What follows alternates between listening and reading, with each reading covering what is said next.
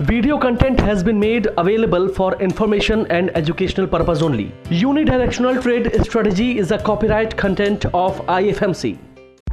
Channel की सभी update पाने के लिए सब्सक्राइब करें और प्रेस करें bell icon. IFMC is an ISO certified institute providing education in Indian stock market. IFMC is successfully helping common people to understand complexities of stock market in a simple way. IFMC's copyright strategy UDTS is making heads turn. IFMC is consecutively winner for the third time at Delhi City Icon Awards for excellence in the category of stock market education. Congratulations to the team and students.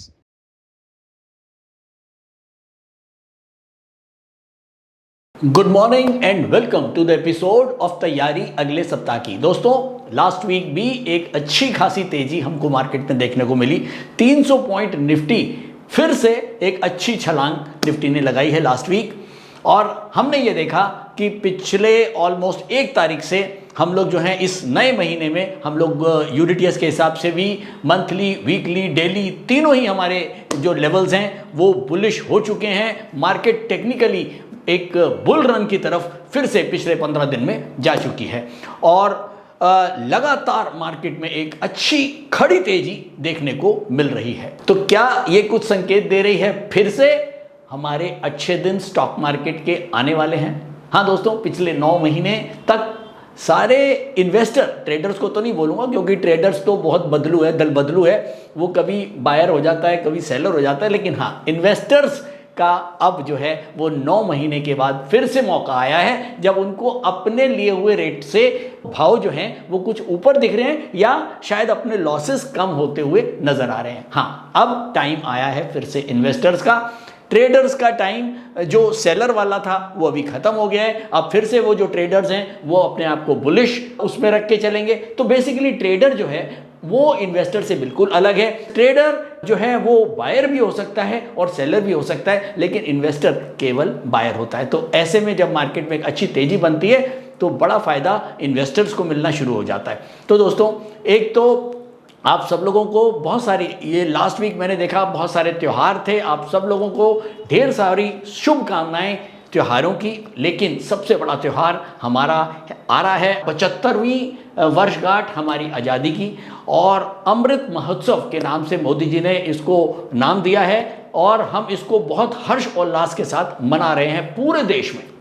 और दोस्तों, ये जो अमृत महोत्सव है इसको हमने जोड़ा है आत्मनिर्भर भारत के साथ। हमने क्या, बेसिकली मोदी जी ने एक स्लोगन दिया है आत्मनिर्भर भारत। उनकी एक बड़ी सोच है जो लॉकडाउन के समय में एक आत्मनिर्भर भारत की बात शुरू हुई, और मुझे अब ये लगता है आत्मनिर्भर भारत के अंदर ये आत्मनिर्भर स्टॉक मार्केट भी बनता जा रहा है। दोस्तों, अब जो कुछ हुआ है वो इससे पहले कभी नहीं हुआ। मेरे को 25 साल हो गए स्टॉक मार्केट में, लेकिन इस साल मैंने कुछ नई चीजें ऐसी देखी हैं जो हमने पहले कभी नहीं देखी थी। आज तक अगर वर्ल्ड मार्केट्स को देखना होता था तो सब लोगों की निगाहें यूएस मार्केट्स के ऊपर होती थी कि यूएस मार्केट डाउ जो है या नास्डैक जो है वो बढ़ गया या गिर गया। लेकिन अब आपको मानना पड़ेगा कि बड़ी बड़ी कंट्रीज जो हैं वो इंडियन स्टॉक मार्केट को देखती हैं टो लेने के लिए, मार्केट, ग्लोबल मार्केट की टो लेने के लिए। हाँ दोस्तों, बड़ी बात है। इससे पहले यूएस जो एफआईआईज थे, मैं अगर यूएस नहीं बोलूंगा, मैं यहां पर बोलूंगा जो एफआईआईज हैं वो हिंदुस्तान के अंदर एक बड़ा रोल प्ले करते थे, हमारी स्टॉक मार्केट के अंदर एक बड़ा रोल प्ले करते थे। हमारी स्टॉक मार्केट शायद उनके हाथों की कठपुतली हुआ करती थी।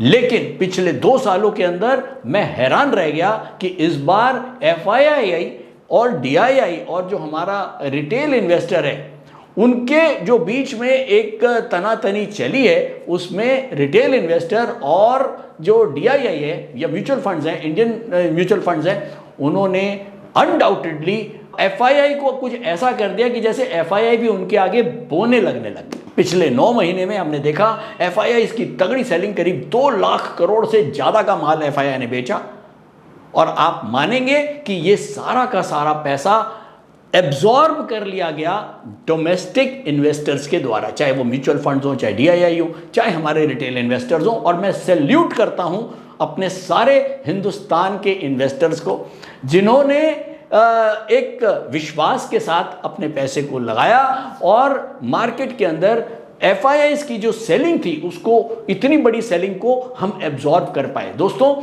हम जो इतनी बड़ी सेलिंग को एब्जॉर्ब कर पाए, इसके पीछे बहुत बड़ा रीजन है। शायद इसका जो बेस बनना शुरू हुआ था करीब 2018 के आसपास, जो है हमारा बेस बनना शुरू हो गया था, जब मोदी जी ने सबसे बड़ा काम पहला किया था, डीमोनेटाइजेशन के थ्रू एक बहुत सारा पैसा, बहुत सारा ब्लैक मनी, काला पैसा लोगों के बिस्तरों में, लोगों के ट्रंकों में, संदूकों में और गड्ढों में लोगों ने भरा हुआ था। वो सारा का सारा पैसा मार्केट में आ गया, हमारी हिंदुस्तान की इकोनॉमी में आ गया। वो पैसा इतना बड़ा अमाउंट था। इसके अलावा लोगों जो पुराना FDs में पैसा रखते थे, वो FDs से पैसा सारा स्टॉक मार्केट की तरफ और फाइनेंशियल मार्केट की तरफ आया।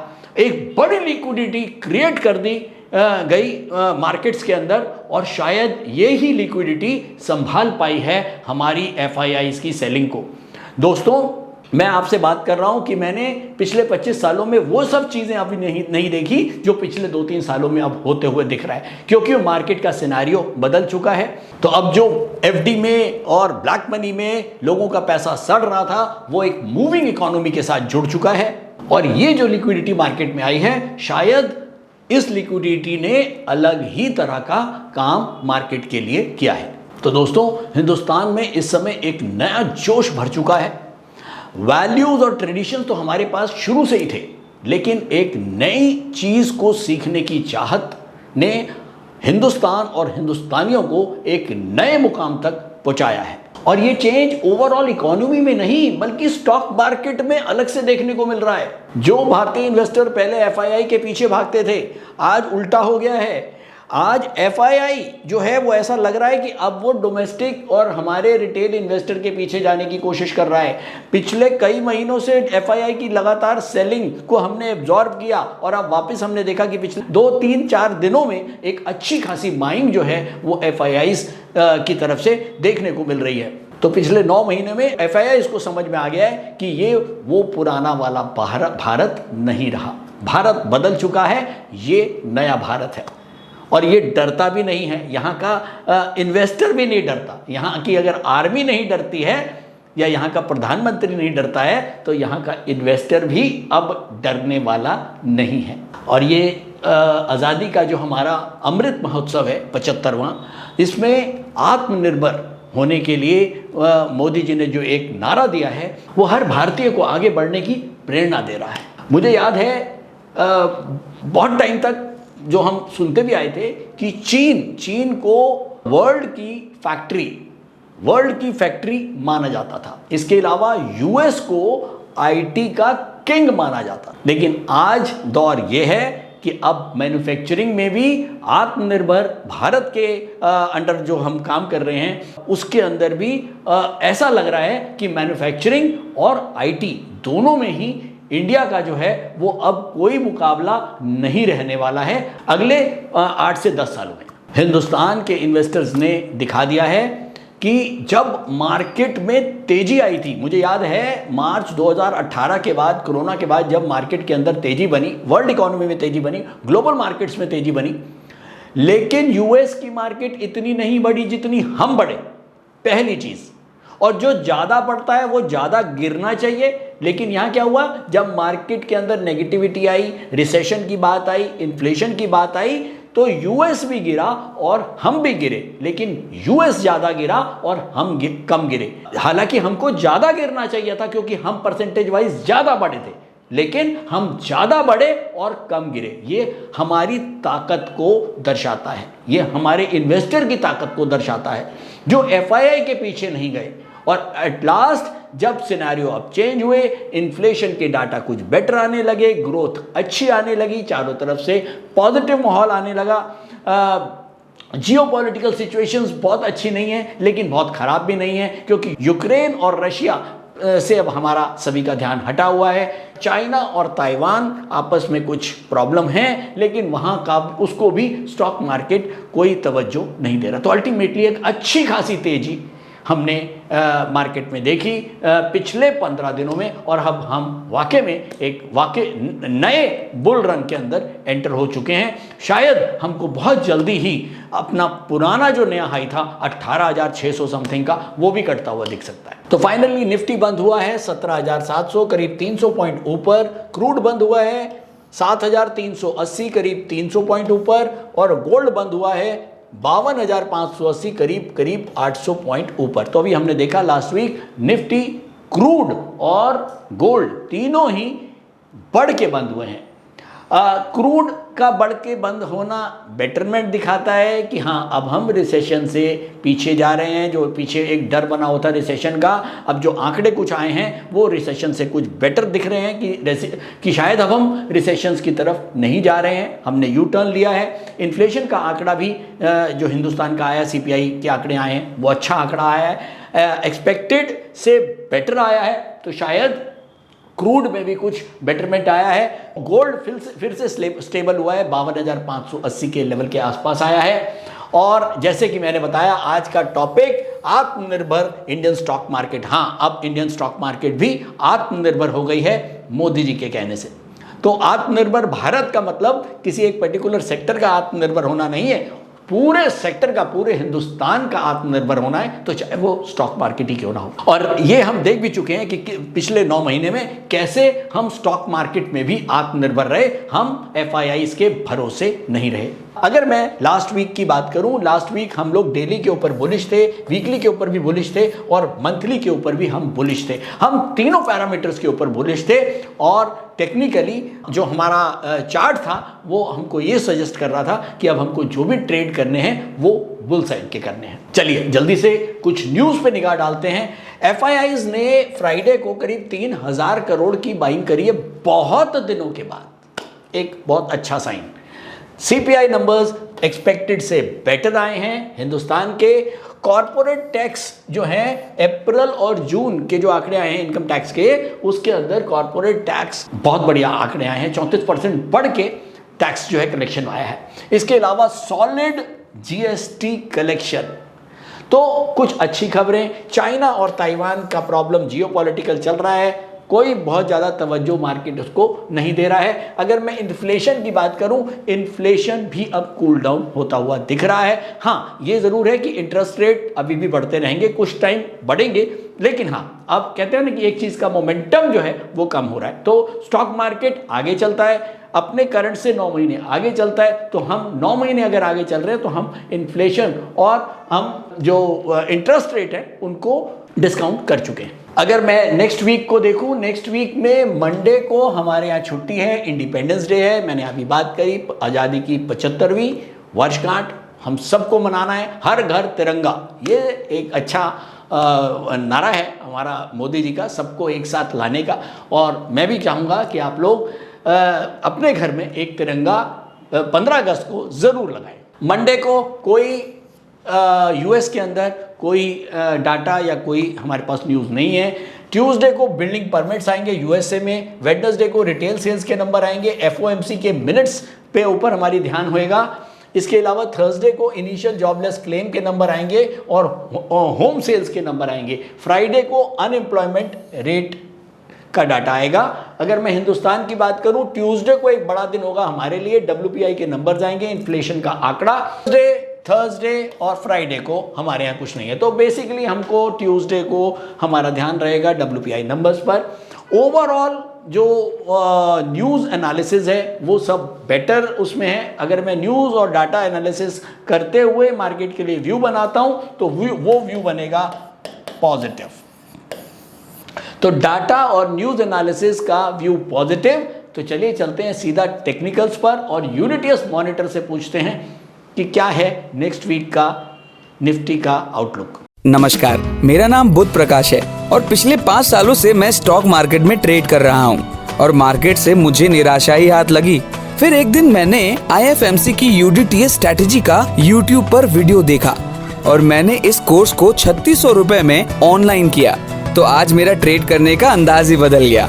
थैंक यू IFMC, मुझे ट्रेड करना सिखाया और मेरा कॉन्फिडेंस रीगेन करवाया। Call 9870-510-511 or visit www.ifmcinstitute.com. तो दोस्तों अब मैं आ गया हूं सीधा यूडीटीएस मॉनिटर पर। यूडीटीएस मॉनिटर हमको क्लीन सिग्नल दे रहा है, डार्क ग्रीन जोन, बहुत दिनों के बाद डार्क ग्रीन। आप पिछले 15 दिन से इसको डार्क ग्रीन जोन में देख रहे हो, जो कि हमको क्लियर बता रहा है कि हम मंथली, वीकली, डेली तीनों के ऊपर बुलिश हैं। चलिए जल्दी से नोट करते हैं निफ्टी के लेवल्स और बैंक निफ्टी के लेवल्स। दोस्तों निफ्टी के ऊपर हम डेली के ऊपर बुलिश हैं, जिसके ऊपर हमारा सपोर्ट है 17,659.65।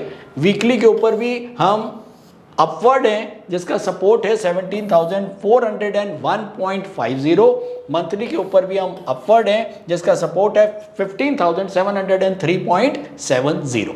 तो ये है निफ्टी के लेवल्स। अब हम नोट करेंगे बैंक निफ्टी के लेवल्स। बैंक निफ्टी डेली के ऊपर हम अपवर्ड हैं, सपोर्ट है 38,942.45। वीकली के ऊपर भी हम अपवर्ड हैं, जिसका सपोर्ट है 37,847.35। मंथली के ऊपर भी हम अपवर्ड हैं, जिसका सपोर्ट है 33,264.75। तो दोस्तों ये हैं निफ्टी और बैंक निफ्टी के लेवल्स। चलिए चलते हैं सीधा चार्ट्स पर और नेक्स्ट वीक को कंक्लूड करने की कोशिश करते हैं। चलिए एक काम करते हैं, जल्दी से अपने चार्ट्स पे जाने से पहले हम एक काम करते हैं, आपको ले चलते हैं सेक्टोरल एनालिसिस पे। बहुत सारे लोग पूछते हैं कि सर सेक्टोरल जरूर बता दिया करिए। तो सेक्टोरल एनालिसिस में सबसे ऊपर इस समय है financial services, number 1। Number 2 chemicals, number 3 banks, number 4 automobiles. तो ये तो हैं टॉप 4 सेक्टर जिसके अंदर सबसे ज़्यादा डिमांड बनी हुई है। चलिए जरा देखें कि इतनी तेजी की मार्केट में भी ऐसे कोई स्टॉक्स हैं जिनके अंदर सप्लाई बनी हुई है, तो वो हैं पैकेजिंग, सबसे लोएस्ट पे है पैकेजिंग। फिर रेटिंग एजेंसीज कोई खास नहीं, मतलब कोई ज़्यादा सेक्टर इस समय सप्लाई साइड में नहीं है। और ज़्यादातर जितने भी, क्योंकि मार्केट एक लाइन से बड़ी है, एक रॉ में बड़ी है, तो इस समय बहुत सारी डिमांड ज़्यादातर सारे सेक्टर्स में बनी हुई। तो आने वाले वीक को एनालाइज करने से पहले जल्दी से एक क्विक लुक देखते हैं कि लास्ट वीक हमने क्या क्या लेवल्स दिए थे और मार्केट ने हमारे लेवल्स को कितना सम्मान दिया। लास्ट वीक हमारे पास मंथली सपोर्ट था 15,698, 15,698 का। वीकली सपोर्ट था 17,324 और डेली सपोर्ट था 17,349। मार्केट हमारा शुरू हुआ मंडे की कैंडल, ट्यूसडे हमारी छुट्टी थी, ये हमारी वेडनेसडे की कैंडल, ये हमारी थर्सडे की कैंडल और ये हमारी फ्राइडे की कैंडल। तो मंडे को हम जो है अपने सपोर्ट लेवल के ऊपर ही खुले। हाँ एग्जैक्टली अगर आपने देखा होगा कि इस दिन जो लो बना है वो एग्जैक्टली हमारे सपोर्ट के ऊपर बना है मंडे को। उसके बाद ट्यूसडे की छुट्टी थी, ये वेडनेसडे भी मार्केट ऊपर ही रहा हमारे लेवल्स के, थर्सडे को भी ऊपर रहा और फ्राइडे को भी फाइनली मार्केट ऊपर ही रहा। तो एट लास्ट पूरे हफ्ते में 300 पॉइंट निफ्टी बढ़ के बंद हुआ और कोई भी हमारे लेवल्स के नीचे मार्केट नहीं जा पाया। तो चलिए चलते हैं नेक्स्ट वीक के चार्ट्स पर। तो दोस्तों अब हमारे पास जो नए लेवल हैं नेक्स्ट वीक के लिए वो हैं 15,696, ये एक सपोर्ट है मंथली। उसके बाद 17,402, ये हमारा दूसरा सपोर्ट है वीकली सपोर्ट। और उसके बाद हमारा है डेली सपोर्ट जो है 17,660 और हम बंद हुए हैं यहाँ पर करीब 17,700 के ऊपर हम बंद हुए हैं। हमारे नीचे 40 पॉइंट नीचे एक सपोर्ट है और उसके बाद 17,402 का एक सपोर्ट है। तो ये तो बहुत क्लियर है, जितने भी इंट्राडे ट्रेडर्स हैं, शॉर्ट पोजिशनल ट्रेडर्स हैं, वो अगर 17,660 के ऊपर मार्केट रहता है तो आप लोग बुलिश बास्केट बना के काम करेंगे। पोजिशनल ट्रेडर्स के लिए जो सपोर्ट है वो है 17,402 और 17,402 के नीचे कोई बाइंग सजेस्टिव नहीं है। रीजन क्या है आप लोगों को पता है कि 17,402 और 15,696 के बीच में एक बड़ा गैप है, 400 और 300 करीब 700 पॉइंट का गैप है। तो ये एक बड़ा रिस्क है, तो अवॉइड करें। बड़ा रिस्क लेने के लिए ट्रेडर्स को बहुत बड़े रिस्क लेने की ज़रूरत नहीं है, क्योंकि आप ट्रेडर हैं, इसीलिए मौके का फ़ायदा उठाएं और रिस्क रिवॉर्ड रेशो का ज़रूर ध्यान रखें। तो एटलीस्ट 17,402 के नीचे बाइंग नहीं करनी है, निफ्टी के अंदर। हाँ, बास्केट्स बना के कर सकते हैं, स्पेसिफिक स्टॉक में कर सकते हैं। तो ओवरऑल मार्केट बुलिश उसमें भी है। और जैसे कि हमने बताया कि जो हमारा व्यू बना था मेड के through, market analysis bye data and event, जो हम न्यूज़ एनालिसिस के थ्रू एक व्यू क्रिएट करते हैं, वो एक पॉजिटिव व्यू है। साथ साथ जो टेक्निकल, जो यूडीटीएस हमको व्यू दे रहा है, वो भी एक पॉजिटिव व्यू दे रहा है। तो फाइनली आज के लिए इतना ही। नेक्स्ट वीक भी एक तेजी का ट्रेंड रहेगा, मार्केट बुल ट्रेंड में है। कोशिश करें सेलिंग के ट्रेड्स अवॉइड करें। अगर बाइंग साइड के ट्रेड करने हैं तो दो लेवल 17,402 और 17,660 इनके ऊपर ही करें। जाते जाते फिर से आप सब लोगों को 15 अगस्त की बहुत सारी शुभकामनाएं। आज़ादी का जो ये पर्व है, ये हमारा राष्ट्रीय पर्व है। मेरे ख्याल में सबसे बड़ा और सबसे ऊपर ये पर्व है, क्योंकि हम सब लोग जो भी हैं, चाहे हम दिल्ली वाले हैं, चाहे हम चंडीगढ़ वाले हैं, चाहे हम तमिलनाडु वाले हैं, जब हम अगर मैं दिल्ली से तमिलनाडु जाता हूं तो शायद वहाँ मेरे को कहते हैं दिल्ली से आया है, या अगर कोई चेन्नई से आया है तो मैं कहता हूँ यार ये चेन्नई से आए हैं। लेकिन आपको पता है, जब हम सब लोग इंडिया छोड़ के बाहर कहीं जाते हैं तो हम सब हो जाते हैं केवल एक, वो हैं इंडियन। तो हाँ दोस्तों, एट लास्ट हम कहीं के भी हैं, हम लोग इंडियन हैं। और हमारा ये जो पर्व है 15 अगस्त का इंडिपेंडेंस डे, बहुत बड़ा पर्व इस समय है। 75 साल हमको हो चुके हैं और सम्मान देना चाहिए हमको जिन लोगों ने भी हमको ये इतना एक बढ़िया माहौल दिया, एक अच्छा कंट्री दिया, उन लोगों को याद करना हमें भूलना नहीं चाहिए।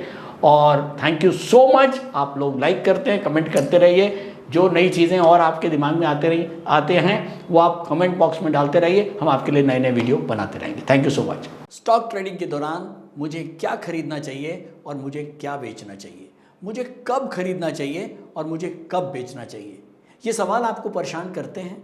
तो चलिए सिंप्लीफाई करते हैं स्टॉक ट्रेडिंग को और निकालना सीखते हैं वो एक्यूरेट पॉइंट्स जहां हमें स्टॉक को बाय या सेल करना है। मेरे यानी मनीष तनेजा के साथ आईएफएमसी की यूडीटीएस स्ट्रैटेजीज से। यूडीटीएस यानी यूनिडायरेक्शनल ट्रेड स्ट्रैटेजीज, जो है हर स्टॉक ट्रेडर की पहली पसंद, जो बनाती है स्टॉक ट्रेडिंग को सिंपल, एक्यूरेट और स्ट्रेस फ्री। यूडीटीएस स्ट्रैटेजीज सभी इंटरवल्स पे काम करती है, चाहे वो इंट्राडे हो, पोजिशनल हो या लॉन्ग पोजिशनल हो। मेरे 26 सालों के एक्सपीरियंस और एक्सपर्टीज का निचोड़ है यूडीटीएस। आईएफएमसी की लोकप्रियता का राज है उसकी copyright strategies, and IFMC is unchallenged leader in stock market education. IFMC is now a school of 10 million learners, awarded twice by Delhi City Icon Awards. So let's begin UDTS online course by IFMC.